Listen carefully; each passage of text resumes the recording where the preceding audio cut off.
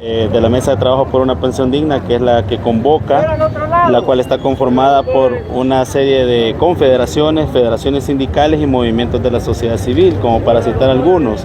Tenemos la Confederación Nacional de los Trabajadores Salvadoreños, tenemos la Federación de Asociaciones y Sindicatos Independientes del Salvador, movimientos de la sociedad civil como la Unión Nacional Opositora, que aquí están representados, la Alianza del Salvador en Paz, 15 de septiembre, entre otros. También viene gente que es parte de la sociedad, solo que no está organizada, pero vienen porque se han sentido ofendidos con la reforma recientemente aprobada, que a todas luces se ha comprobado técnicamente que no resuelve el problema de fondo, que son las bajas pensiones, ¿verdad? Existe una gran cantidad de personas que aún no han hecho efectivo el derecho a jubilarse porque precisamente su pensión no le augura más que un máximo de $400.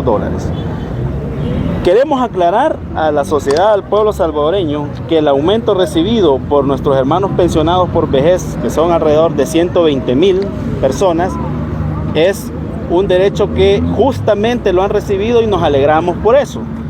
El problema está en que la fórmula de cálculo, que es la que hoy llevamos una propuesta a Casa Presidencial para que se cambie, es la que está generando cálculos de pensión muy regresivos. Y hay dos sectores sumamente afectados. En primer lugar, las mujeres, que son una mayoría de cotizantes al sistema. Existen 378,000 personas que en los próximos 40, 50 años estarían cumpliendo requisitos para jubilarse, siendo estas la mayoría mujeres. Ganan menos, cotizan menos, pero viven más. Esa es una de las cosas que tenemos que resolver. Y su tasa de reemplazo, es decir, su monto de pensión versus el último salario, ni siquiera cumple los estándares establecidos por la Organización Internacional del Trabajo. Hicimos un estudio actuarial de la propuesta recientemente aprobada, porque dicho sea de paso, han ocultado la información de los famosos 179 o 176 estudios actuariales que dicen que tienen, pero de acuerdo a nuestro análisis actuarial de esta nueva propuesta, existe un déficit a nivel colectivo de casi de 27,000 millones de dólares. Se ha disparado el déficit previsional. El problema es que con todas las promesas que se están estableciendo en el texto de la ley, como por ejemplo el aumento del 30% a las próximas pensiones a calcularse, los pagos de los veteranos de guerra, programas de Fropolid, pago de certificado de traspaso complementario, la garantía estatal de pensión mínima, entre otros, son cargas que van a asumir los cotizantes. Entonces se genera un segundo fenómeno, unido al problema de las mujeres, que cada cuenta individual a partir del mes de enero, que entró en vigencia esta ley, empieza a tener un déficit actuarial de cerca del 32% más o menos.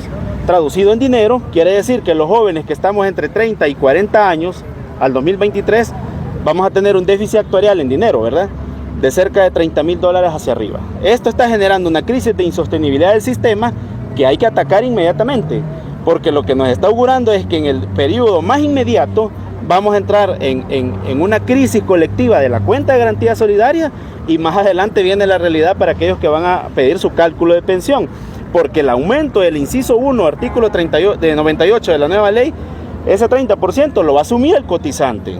Es decir, cuando vaya a pedir su cálculo de pensión, va a tener un cálculo puro duro, eso va a dar un resultado, y a ese resultado hay que agregarle el 30%, pero el dinero de ese 30% lo pone la cuenta individual. O sea, ese mecanismo va a hacer que en el inmediato plazo se agote inmediatamente la cuenta individual. Y a esto hay que sumar que el inciso 6 de ese mismo artículo le dice que agotada la cuenta individual, usted entra a pensión mínima. Y de acuerdo al 114 de la ley, de la nueva ley, la pensión mínima es de $304.17. ¿Qué tal si a alguien le calculan una pensión de $800? Se le acaba su SIAP, baja a $304.17. Eso es regresivo. Eso no lo podemos permitir los trabajadores. Y habiendo hecho hasta 3, 4 o 5 propuestas la Mesa de Trabajo por una Pensión Digna, siendo la última del 2019 que demostraba que no solo se daban mejores pensiones, sino que se le daba sostenibilidad al sistema, ¿por qué aprueban una ley que hoy es más regresiva incluso que las condiciones anteriores a las que tanto ellos criticaron? ¿Qué habría pasado? ¿No se hizo el estudio necesario o quienes estuvieron a cargo no pensaron directamente en los sectores de la población? Yo creo que aquí todos vamos a coincidir en que ofrecer un aumento del cual no doy garantías de sostenibilidad, eso, señoras y señores, cercanas a unas elecciones, no es más que una intención electorera. Así de sencillo. Es lo que se conoce en nuestra población como populismo político, lo cual los populistas siempre llevan al fracaso a toda nación. Entonces nosotros lo que queremos es frenar ese impacto que se viene en el más inmediato plazo. Acordémonos que venimos a una recesión, o vamos a entrar a una recesión mundial que se va a recrudecer en los próximos meses. Eso va a afectar sí o sí en el sistema de pensiones. De hecho ya lo hizo. Y varios miembros de la mesa advertimos en su momento, antes que se diera, si ustedes se recuerdan, el famoso fenómeno de las rentabilidades abajo de cero. Lo advertimos, se cumplió. Y hoy, que ya tenemos un estudio actuarial de la nueva ley, lo hicimos nosotros como mesa, y que nos arroja un déficit de 27.000 millones, señoras y señores, eso se llama insostenibilidad del sistema.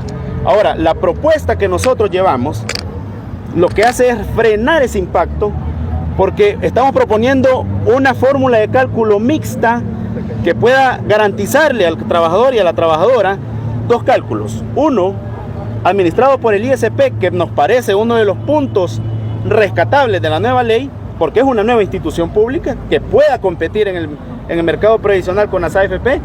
El otro cálculo surgiría de las cuentas individuales o el ahorro individual a una tasa de cotización del 16%, pero con una fórmula de cálculo que desaparezca o elimine las inequidades entre los grupos de los llamados optados versus los obligados. ¿Por qué? Porque la fórmula es actuarial, toma en cuenta el comportamiento demográfico en cada uno de sus periodos y establecemos que por los primeros 10 años se pueda garantizar a la persona trabajadora el 50% de tasa de reemplazo respecto a su último salario básico regulador, más 1% por cada año adicional, teniendo que a 25 años cotizados las personas puedan garantizarse un 65% de su último salario, a 30 años cotizados un 70% y a 35 años cotizados un 75%. Es posible y llevamos la propuesta a Casa Presidencial y hacemos un reto al país. Sometemos nuestra propuesta a una evaluación actuarial por las autoridades competentes. Y ojo con esto, que se haga un estudio actuarial de nuestra propuesta versus un estudio actuarial del artículo 97 y artículo 98 de la nueva ley llamada integral. Luego se hace un cruce comparativo y entonces vamos a ver los resultados. Así se le habla a la población, así se le dice cómo se le garantizan sus derechos y así se le demuestra cómo se le puede dar sostenibilidad al sistema. Entonces, de esta manera, nosotros hacemos el llamado a quien manda a este país, que fue elegido para que resuelva los problemas, que reciba la mesa de trabajo por una pensión digna, porque no somos sus enemigos, no lo somos.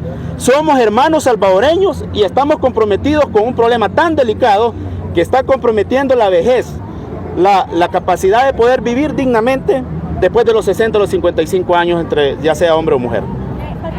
¿Tiene la propuesta de ustedes una fuente de financiamiento, como está la cuenta de garantía solidaria que se financia con la cuenta de garantía solidaria literalmente se va a convertir en un sistema solidario, aprovechando las bondades que podría tener el ISP. El ISP lo han dejado cuto, como decimos al buen salvadoreño, con sus funciones. Debe de administrar un fondo de pensiones y de ese fondo de pensiones sacarle un resultado de cálculo de pensión a los salvadoreños y a las salvadoreñas. Y sobre todo, tratar de garantizar que esa inequidad entre optados y obligados desaparezca en el tiempo y sobre todo que las mujeres, ojo, de 132.000 personas que han estado esperando esta reforma, que les ha fallado, el 70% de ellas son mujeres obligadas al sistema. Entonces hay que mejorar esa situación. ¿Por qué? Porque esas plazas ocupadas ahí significa más recrudecimiento en el mercado laboral, más exclusión, porque los jóvenes más preparados, con más, obviamente, ¿verdad?, no tienen acceso a estos lugares de trabajo. Además, las personas se supone que ya le otorgaron al país su servicio y es justo que se les retribuya, pero con una pensión que sea digna.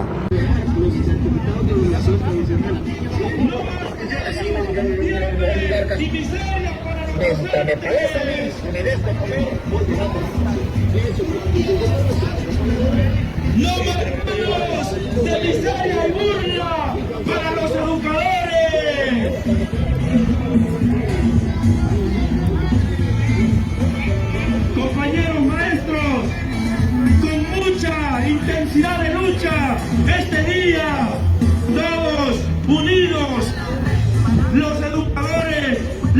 profesión por excelencia.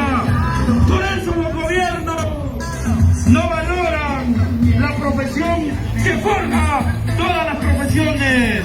Es lamentable, compañeros, que a los únicos que ignoran, humillan y ven de menos son a los que los forjaron a ellos, a los que les enseñaron en las aulas. Los señores diputados deberían ser un poquito más inteligentes. Ustedes también, señores, fueron educados por un docente y eso deben entenderlo. Aquí está el Magisterio Nacional diciéndoles: a nosotros no nos van a convencer con sus palabras bonitas. Si hay alguien aquí que les dice no les creemos, somos los docentes. A nosotros, ese 20 de diciembre, compañeros y compañeras, esos diputados que hablan bonito le pegaron la peor. ¿Por qué? Solo a los educadores condenan. ¿Por qué esa forma de humillarnos no es posible? ¿Cómo es posible que